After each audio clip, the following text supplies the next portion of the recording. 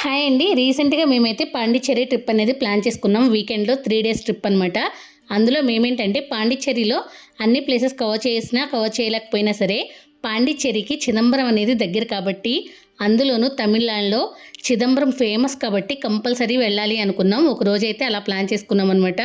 ఈ temple timings వచ్చేసి morning 6 to 12:30 అలాగే ఈవినింగ్ 4:30 నుంచి 9 వరకు అయితే ఉంటాయి. మేము మా రిసార్ట్ దగ్గర నుంచి ఇది 60 కిలోమీటర్స్ అలా దూరం వస్తుంది కాబట్టి మేమైతే మార్నింగ్ టైంలోనే వెళ్ళాలనుకున్నాం. అందుకే మార్నింగ్ అయితే స్టార్ట్ అయ్యి టెంపుల్కి అయితే వెళ్ళాము. జనరల్గా నవంబర్ స్టార్ట్ అయిందంటే క్లైమేట్ అనేది ఎంతో కొంత కూల్గా అయితే ఉంటుంది, కానీ ఇక్కడ మాత్రం అస్సలు అలా లేదు. మనకి మే నెలలో ఎండలు ఎలా ఉంటాయో ఇక్కడైతే అలానే అనిపించింది ప్రజెంట్ ఉన్న సిచ్యువేషన్లో. ఇంకా ఈ టెంపుల్ విషయానికి వచ్చేస్తే మనమైతే నార్త్ గోపురం నుంచి అయితే లోపలికి వెళ్లాల్సి ఉంటుంది. కానీ బయట పార్కింగ్ చేసుకోవడానికైతే మనకి ఎలాంటి ఫెసిలిటీస్ ఉండవు, కానీ రోడ్డు మీద ఎక్కడ పడితే అక్కడే పార్కింగ్ చేయించేస్తారు. దట్టు పార్కింగ్ ఫీ కూడా తీసుకుంటారు.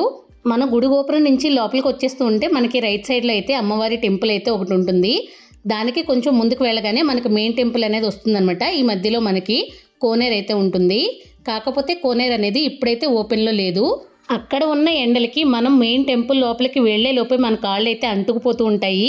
కనీసం అక్కడ ఏంటంటే మనకి మ్యాట్లు లాంటివి వేస్తారు కదా, ఎండ అనేది ఎక్కువ తగలకుండా, అలా కూడా వేయలేదు.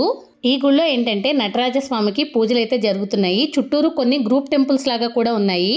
నటరాజస్వామి విగ్రహం అనేది కూడా మనకి అంత నీట్గా అయితే ఏమీ కనిపించదు. చీకట్లో ఉన్నట్టుగానే ఉంటుంది. దీపాలు వెలుగులో మాత్రమే మనకి కనిపిస్తుంది. ఇక్కడ వచ్చిన భక్తులందరికీ కనీసం హారతి కూడా తీసుకొని ఇవ్వట్లేదు. ఎక్కడో దూరంగా మాత్రమే పైన ఉండే వాళ్ళకి మాత్రమే ఇస్తున్నారు. అదైతే నాకు నచ్చలేదు. ఎందుకో కొంచెం బాధగా అనిపించింది. ఇంత మంచి టెంపుల్లో కనీసం సౌకర్యాలు ఉంటే భక్తులందరికీ బాగుంటుంది కదా అనిపించింది. ఈ గుళ్ళో కొంతమంది పూజారులు ఏంటంటే ఇది గవర్నమెంట్ టెంపుల్ కాదని ప్రైవేట్ టెంపుల్ అని కొంచెం కమర్షియల్గా మాట్లాడడం నాకైతే నచ్చలేదు. అది కాక మనీ మైండెడ్గా అయితే మాట్లాడారనిపించింది. భక్తులందరూ ఎంతో భక్తితో దర్శించుకోవాలని వెళ్ళే ఇలాంటి గొప్ప గొప్ప దేవాలయాల్లో ఇలాంటి చిన్న చిన్న మెయింటెనెన్స్ ఇష్యూస్ ఏంటో నాకైతే అంతగా అర్థం కాలేదు. మీరు కూడా ఇంతకుముందు చిదంబరం వెళ్ళారా? ఒకవేళ వెళ్ళుంటే మీకు కూడా ఇలాంటి ఎక్స్పీరియన్సెస్ ఏమైనా ఎదురై ఉంటే నాతో కామెంట్ సెక్షన్లో అయితే షేర్ చేసుకోండి.